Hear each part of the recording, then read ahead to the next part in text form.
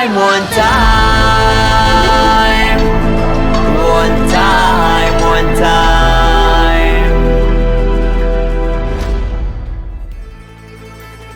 Rabbi Feldman picks up the board marker and he says, boys, now let's talk about Pesach. Let's go through the Haggadah.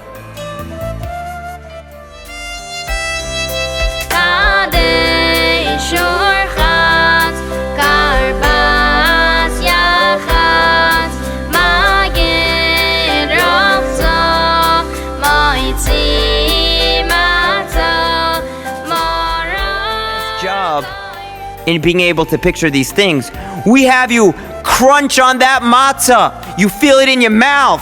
That's not enough. You're gonna eat that myrrh, and it's gonna bring you to tears. And you're gonna dip the karpas in. Are we kings tonight, or are we a slave? You see, on one hand, we're eating the poor man's bread, and on one hand, it's considered the rich man's bread, like we said earlier. And on one hand,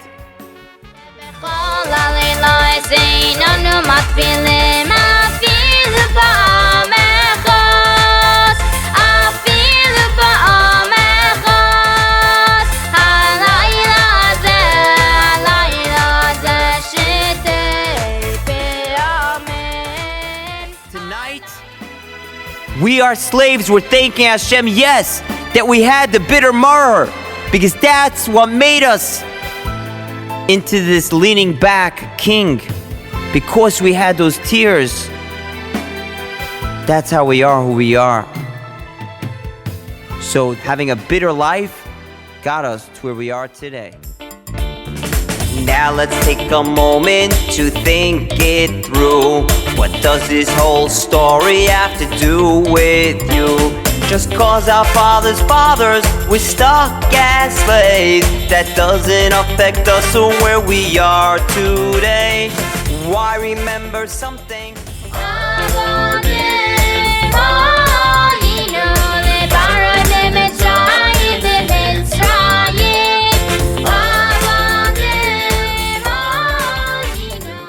Fundamental beliefs. We believe in Hashem, the Torah, and Am Yisrael. Then we're all the same. So let's stop looking at the differences and let's look how we're all the same.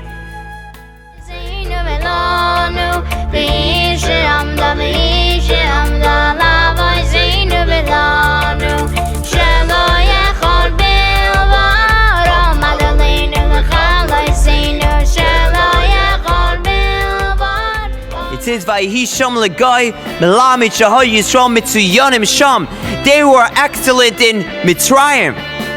But they weren't they on the 49th level of impurity? So why are we calling them excellent? And the reason is because they had a few excellent attributes. They never changed. Same thing. You know, the mark of dam, yeah, it's just a mark of blood. But when you look really close, it hurt the Egyptians on many levels. It affected their water, it affected their fish, it affected every part of their life. So that's what we mean when we say the markers were 200 or 200.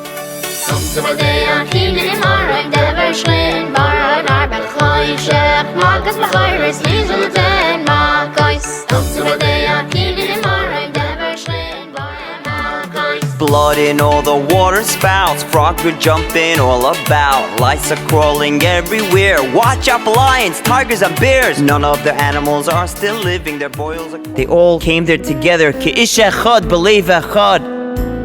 And even if they didn't get the Torah, that would be enough. That was so much for the Jewish people to get that, to live in peace with one another.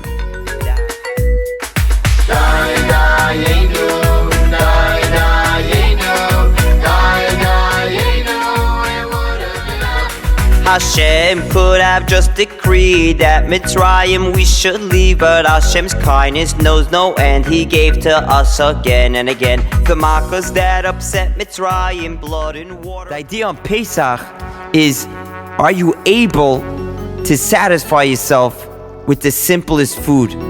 You see, during the year we can eat other foods, but are you in control of yourself?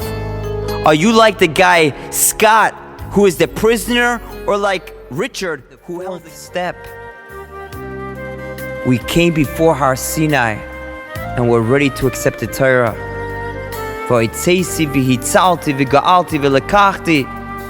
I took you out, I saved you, I redeemed you, I took you.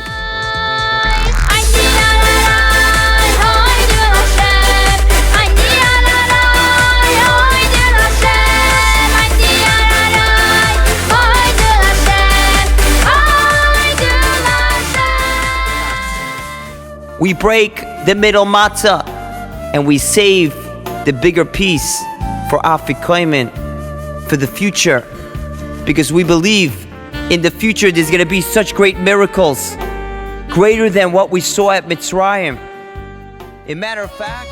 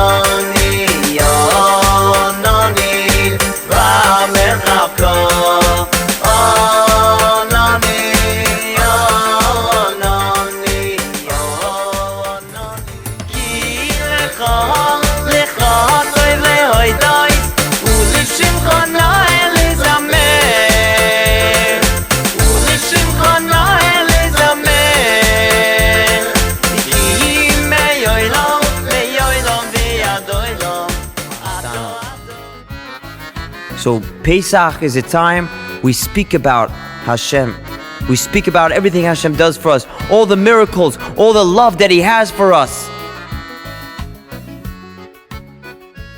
And Sukkot.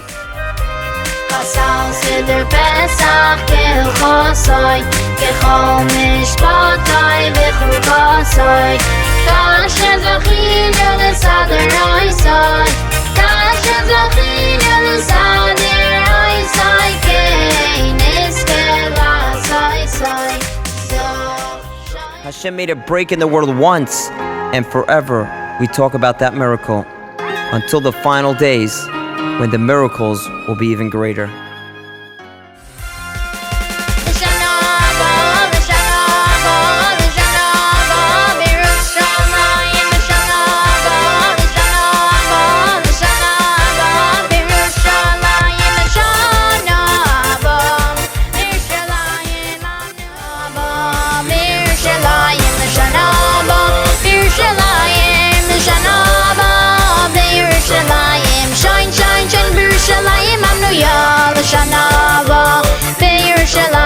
Shana